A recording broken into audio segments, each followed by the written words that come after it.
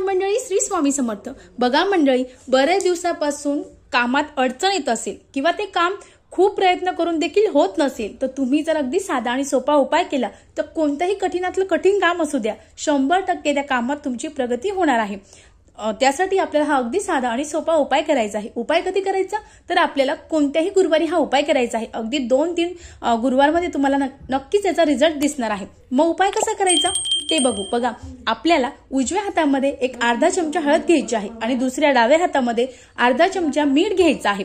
यासोबत आता हळद जी आहे हे गुरुचं प्रतीक आहे आणि जे मीठ आहे हे शुक्राचं प्रतीक आहे। ते दोन्ही एकत्र घेऊन आपलं जे बेसिंग आहे ते बेसिंग जवळ जायचं आहे आणि दोन्ही एका हातावर घासायचं आहे आणि त्यानंतर जो नळ आहे तो सुरू करायचा आहे आणि त्या मिठाने आणि हळदीने आपल्याला हात धुवायचे आहे। असं केल्याने आपल्या कुंडलीतला जो गुरुग्रह आणि शुक्रग्रह मजबूत होतो आणि आपल्याला जे अडचणी आहेत त्या अडचणी दूर होतात। यासोबत जेव्हा आपण आपले हात धुणार आहोत त्यावेळेस आपल्याला एक मंत्र म्हणायचा आहे। मंत्र तो आपल्याला 7 वेळेस बोलायचा आहे। मंत्र पुढील प्रमाणे बघा, ओम ग्राम ग्रीम गोम सम गुरुवे नमः।